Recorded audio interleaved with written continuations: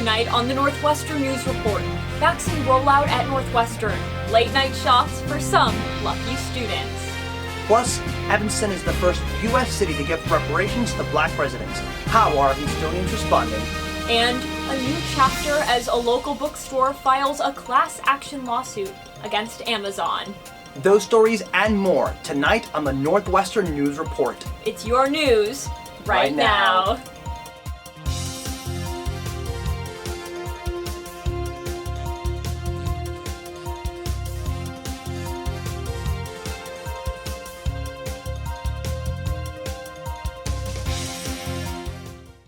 Good evening and welcome to the Northwestern News Report. I'm Diego Ramos. And I'm Joey Safchik. Since Monday, everyone 16 and over is now eligible for the COVID vaccine in Evanston. With more students receiving vaccines, can we see the light at the end of the tunnel? Megan Leibowitz has the latest. Saturday night past midnight, over 100 students gathered for late night shots. It felt like trying to buy a ticket for a concert or something when everyone's going into the website. But it's not a COVID super spreader party. It's last-minute vaccinations at Norris that otherwise would have gone to waste. My appointment's at 2 a.m. At around 9:30 Saturday night, residential services alerted students in dorms that Northwestern unexpectedly received 169 Pfizer doses that needed to be used before the morning. The fact that Northwestern could put this together on basically no notice, in the middle of the night on a weekend, I think says something about what we've done and how hard people are willing to work. The email said these last-minute vaccine appointments were first come, first serve.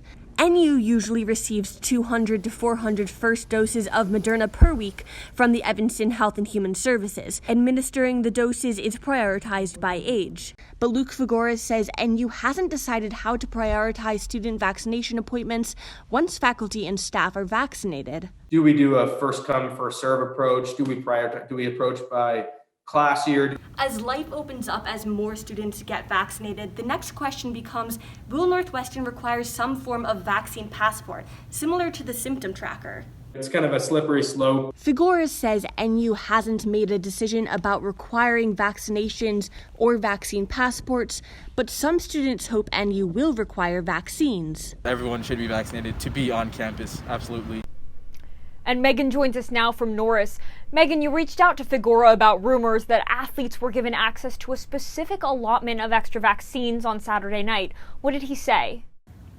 Figueroa told me that when the university found out that there would be these extra vaccines, one of the first questions that they had was, would there be enough people to actually administer the vaccines? Now, Figueroa told me that there were athletic trainers that were available to administer the vaccines on Saturday to students before the shots expired at 7 a.m. The next question became, would there be enough students checking their email on a Saturday night who would be able to get to Norris in time? Now, the athletic trainers knew some student athletes who had not yet been vaccinated, and so those students also came to Norris to get their vaccines.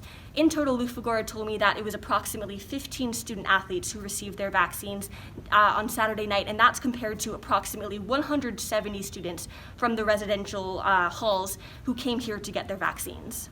Thanks, Megan. On campus, students can also sign up for a Moderna vaccine trial taking place across over 24 universities. Evanston has been in the national spotlight after passing a resolution in March, making it the first U.S. city to implement reparations for Black residents.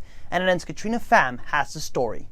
In November 2019, the City of Evanston established the Reparations Fund and Subcommittee. Now, that work is coming to fruition. And I thought we might localize a reparation initiative for the egregious acts from the city of Evanston to the Black community. Part of the reparations program, the city of Evanston pledging $400,000 with 16 Black households receiving $25,000 each.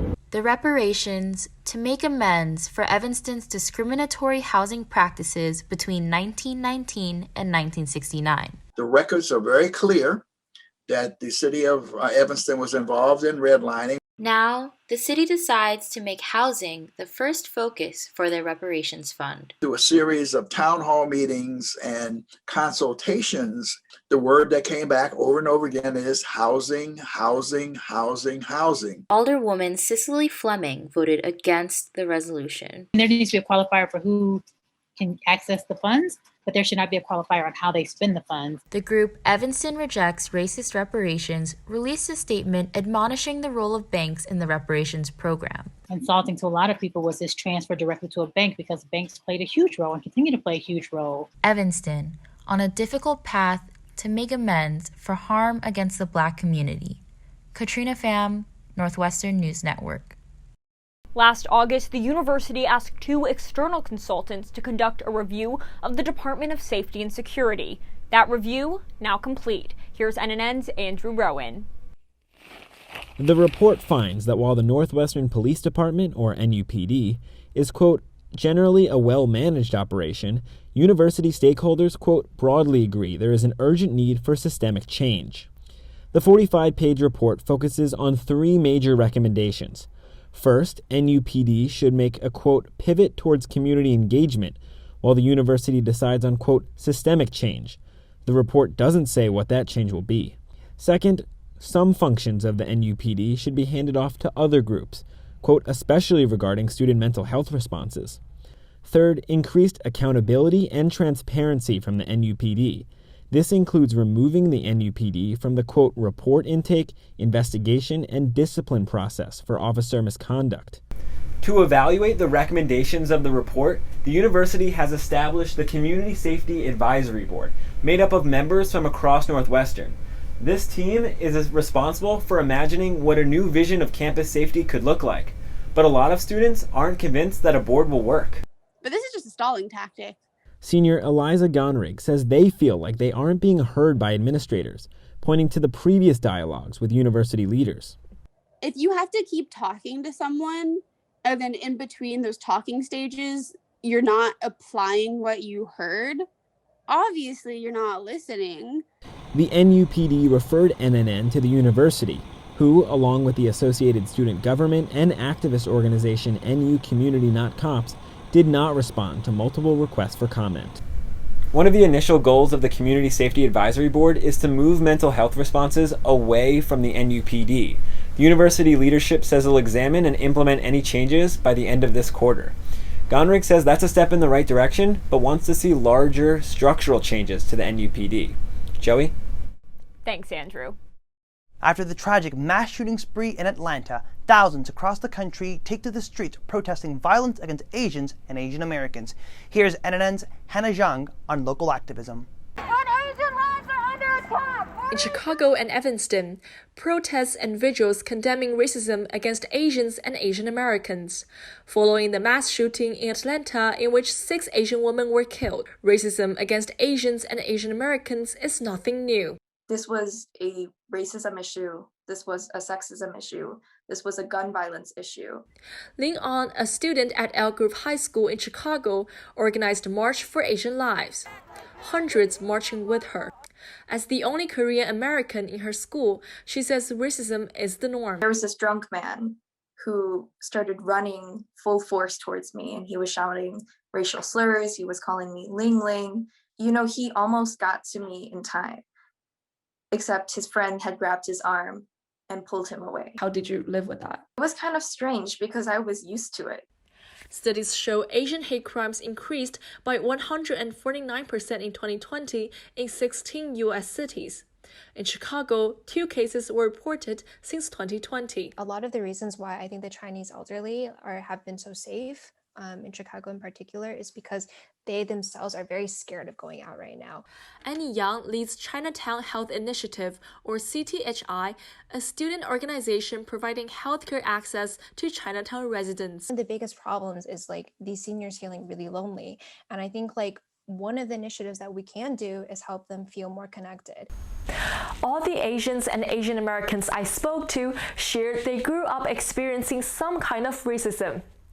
Hate against the AAPI community might be more pervasive than what is portrayed on the media for decades. Joey and Diego. Important report. Thanks, Hannah.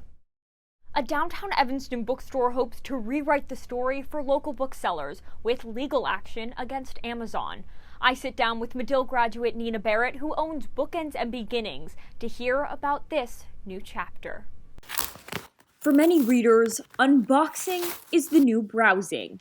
But Evanston's Bookends and Beginnings, a downtown destination since 2014, is the face of a class action lawsuit filed in the Southern District of New York in late March.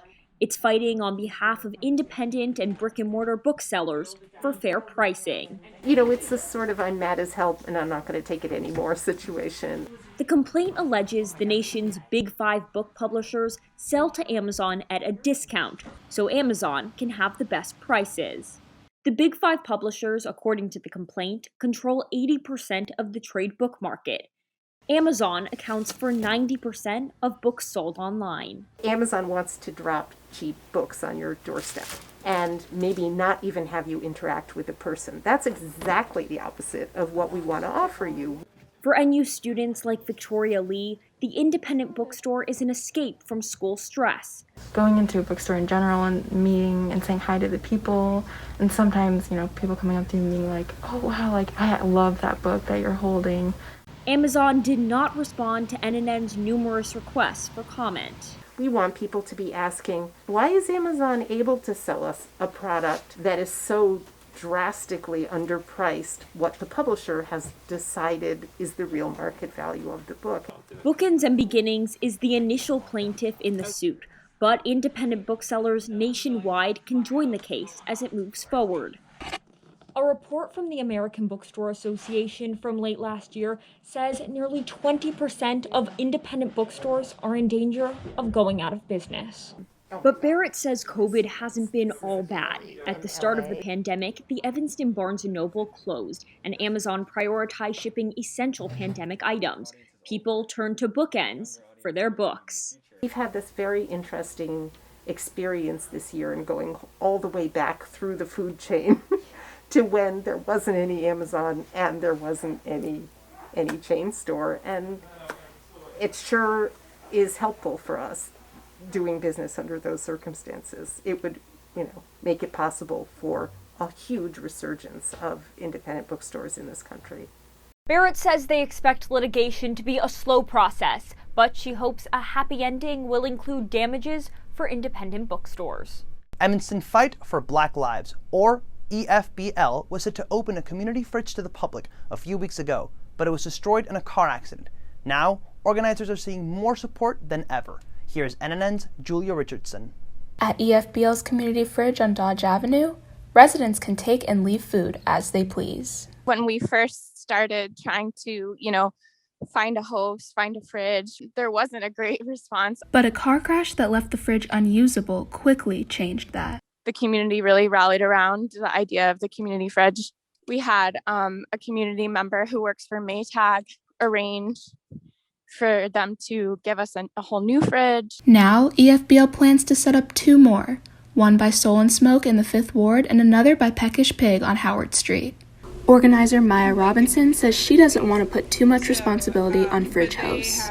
Committed to funding the fridge with food through donations and other things like that. So they are just like always in communication with us. Here at the community fridge, organizers help people leave what they can and take what they need. We also have a sign up for fridge managers from the community. The ownership truly belongs to all of Evanston. Robinson says she wants the fridge to help destigmatize conceptions around homelessness. The fridge isn't just for unhoused people or low income people. The fridge is literally for anyone if you want a snack or if you want a whole grocery run or something like that. EFBL's community fridge, changing the way we think about access and support. Julia Richardson, Northwestern News Network. Thanks, Julia. Community members can sign up to be fridge managers using the link in EFBL's Instagram bio. A college sophomore in Chicago wants to change the way we talk about homelessness and how we treat unhoused Chicagoans. NNN's Michaela Denault has the story. The Visible Faces project began with a simple gesture by founder Josh Thomas, listening to the story of a man experiencing homelessness and sharing it on social media to encourage donations from his friends. Moving to Chicago, everyone kept telling me, just keep walking, you're going to get bothered all day. I was like, okay. And then I realized it wasn't really being bothered. And as people, that's kind of our job to, when you see someone begging for help, to help them. The Visible Faces project gives food and toiletries to the populations experiencing homelessness in the Evanston and Chicago area, while also telling their stories. That's what I've noticed the most, is that they're just happy to have someone treating them as an equal. These social media posts from Instagram create a chain reaction of kindness. And I asked everyone on my Snapchat to send me $1. And within like 5 minutes, I had like $150 in my Venmo. The project's goal is to discuss homelessness openly and with compassion. It's about building a community with the homeless folks in the area as well. Thomas hopes to expand their efforts to more areas around Chicago. This week, they launched the Care Kit project to bring volunteers together, making an impact with support and storytelling. He looks like he has tears in his eyes and he's about to break down. He approaches us and he tells us his story. He says, "My name is Paul Porter." You know, it just, the magic hits you right away. Letting vital voices be heard. Michaela Denault, Northwestern News Network. Follow along at The Visible Faces on social media to get involved. Coming up, as spring arrives, so do more students.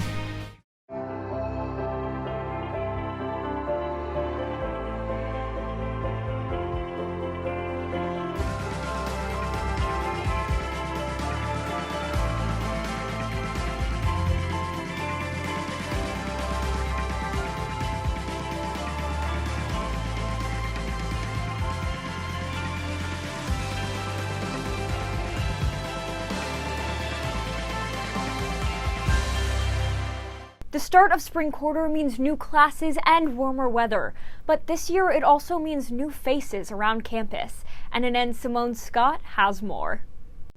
More students arrive on campus after deciding to postpone winter move-in. Basically just considered my options and my safety and my what I would get out of it, and decided because of the weather, how cold it was going to be, that it wouldn't exactly be worth it.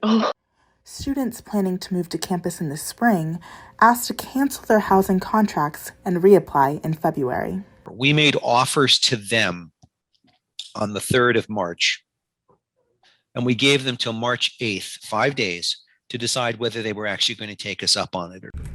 With an additional 200 students moving in this quarter, on-campus housing is now at 60% of normal capacity. And though students do not express a discomfort having more people on campus, what are the social effects for students moving in a whole quarter after their class? A lot of people are in the same circumstance that I'm in, so it's not as bad, I guess. But yeah, it does feel like sometimes that people already have friends and it is a little bit more difficult to get integrated. Residential colleges are in a unique position to help new residents get acclimated. There's always ways in residential colleges, especially, to get to meet other people and make friends with other people, even if you did move in just this past quarter. Students say they don't regret their decision to wait, but are happy to be on campus. Simone Scott, Northwestern News Network. Speaking of next fall, this year, Northwestern waived the 2-year on-campus living requirement because of COVID-19. But next year, it's making a comeback. Here's NNN's Gabrielle Coriati. Next fall, all first and second years are expected back on campus. In the past, hundreds of second years would have lived in fraternity or sorority housing. But between COVID-19 and the Abolish Greek Life movement, that's no longer the case. More people will be leaving fraternities this year than will be joining them, so it's a natural expectation that houses will be more empty. With fewer students living in Greek housing, there's higher demand for NU dorms. Right now, we're asking all of the returning second-year students to sign housing contracts with us, so we have a good idea of what we have to accommodate. As the housing selection process continues over the next couple of weeks, one thing that's for certain is that residential services plans on dorm life looking a whole lot different next year. We have triples that we're planning to use as doubles. We might restore those back to triples if we're able to. We have spaces in Foster Walker that were taken offline for offices. We may need to look into opening those up to generate some additional beds. Some of these new spaces may include buildings of former Greek houses, including 1856 Orrington, which is currently the temporary Black House. 1856 is returning to the housing pool. We've been waiting for the Black House to move into its new quarters, and then we will reclaim it. All across campus, students looking forward to a better year. Gabrielle Coriati, Northwestern News Network. As students figure out their housing for next year, many must consider finances. In 2000, the average cost of attending a four-year college was $12,922. In 2018, it was $27,357, according to the National Center for Education Statistics. NNN's Talia Kalman has more. For the 2020-2021 academic year, the cost of attendance at Northwestern increased 3.5% to $76,317. According to a news release from NU in June 2020, more than 60% of NU undergraduates receive some amount of financial aid. Like, I always knew that I was going to have to take out loans for college. School of Communication freshman Morgan Frost says she's happy to be at Northwestern, but worries often about the price tag. The loan process is really complicated. I don't really understand where my loans were taken out to, and it's all just kind of overwhelming. Despite the confusing process, evidence suggests student loans have their value. On average, before you go to, or when you're thinking about going to school, it's definitely a good idea to take out loans if that's going to make the difference of whether you can go or not. Still, many graduate college and find themselves struggling to pay back their debt. Would loan forgiveness help? 100% in support of loan forgiveness. It would give opportunities to so many people that didn't have opportunities and make access to jobs more diverse, which would be amazing. But whether President Biden or lawmakers will commit to student loan forgiveness is still in question. Talia Kalman, Northwestern News Network.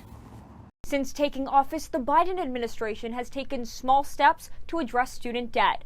But Biden has not said whether he plans to cancel student debt up to $10,000 like he promised during the campaign.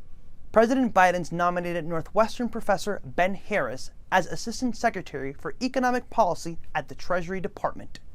If confirmed by the Senate, Harris will work directly with the Secretary of Treasury and head the Office of Economic Policy.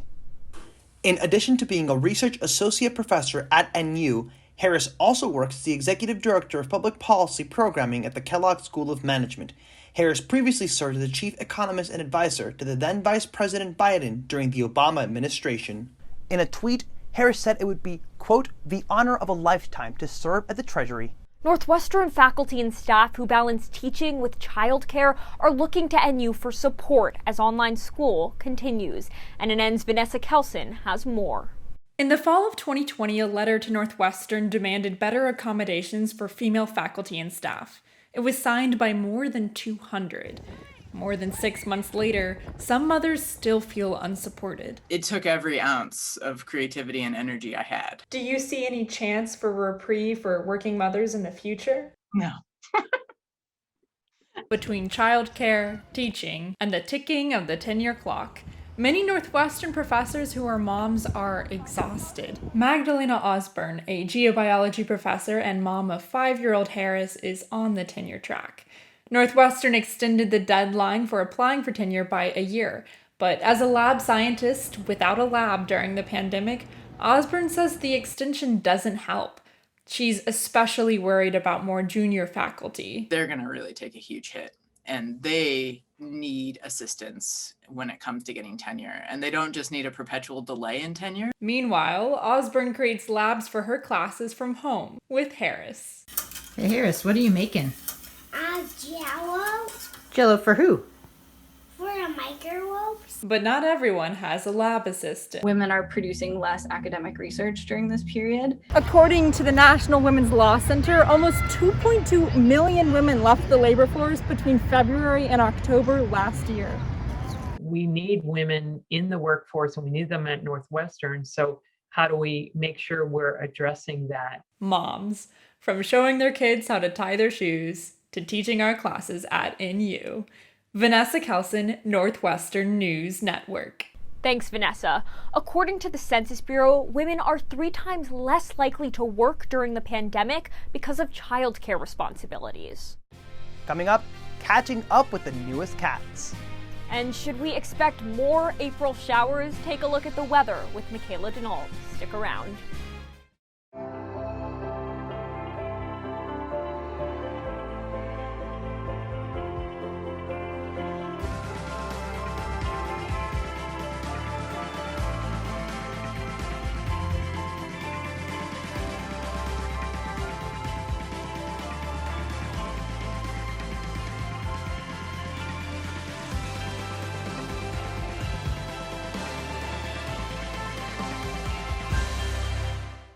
cat's out of the bag. Northwestern rounding out the class of 2025 last month. Now the newest Wildcats wonder what NU has in store. Here's NNN's Vicky Chung.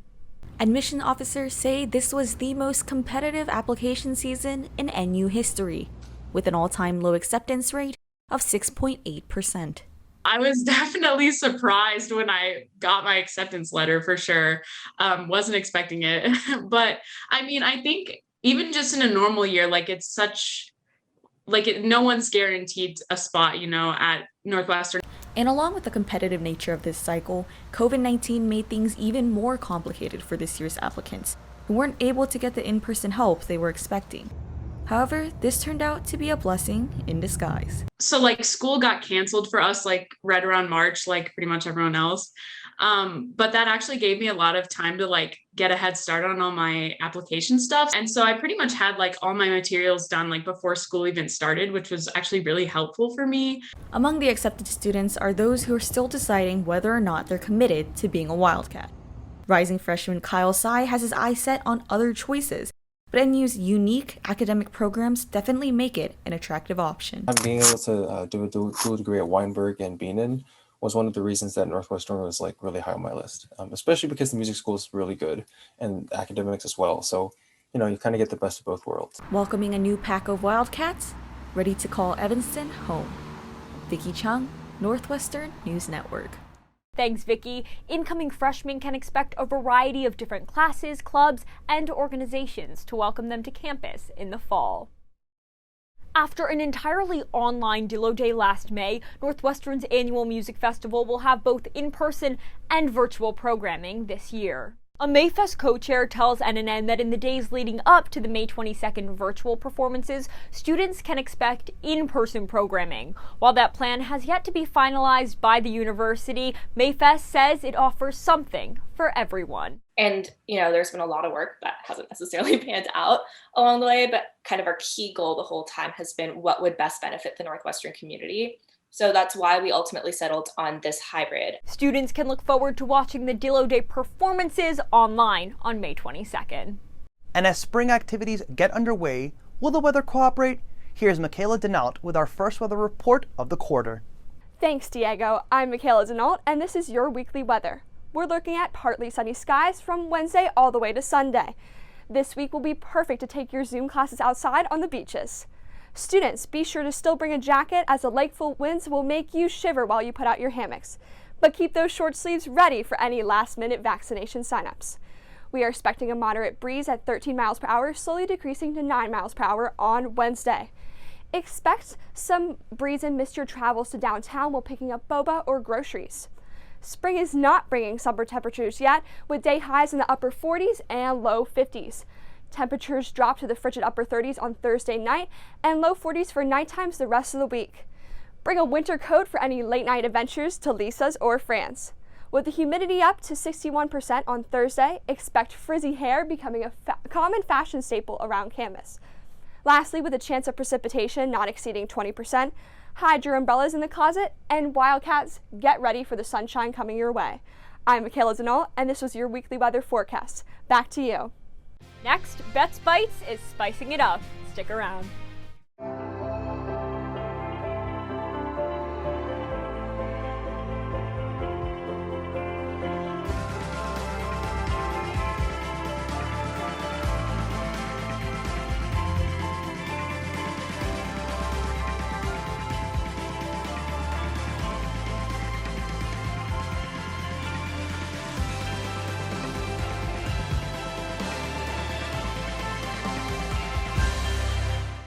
Bet's Bites continues to eat her way through Evanston and is finally going to Tomate, a student favorite.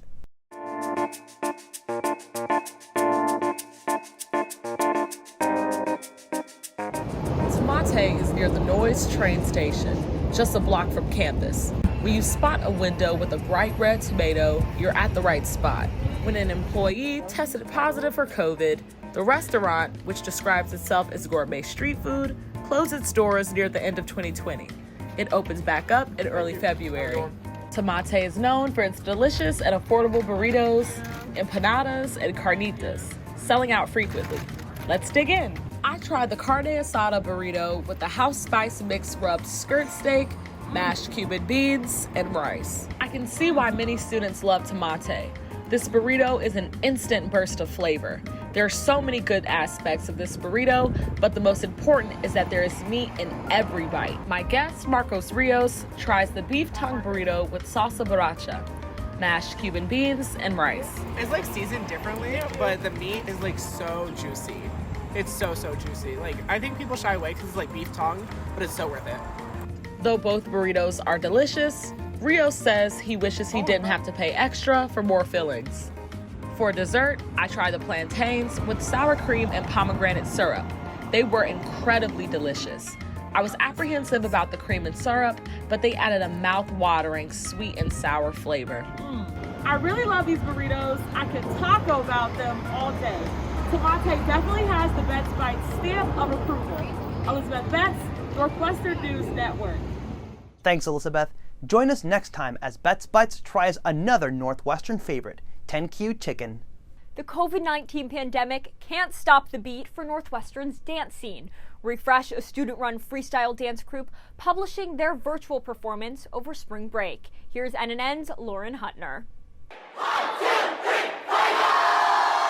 Though the COVID-19 pandemic forced everyone to face the music, it's definitely been very difficult. Refresh Dance Group is finding its beat. The team, the exec was great, and they took the initiative to create 6 concept videos. The student-run dance organization releasing this video, called The Fourth Dimension, over spring break. It exceeded all my expectations for sure. 6 pieces, created by different members. Mia Tran choreographed a piece.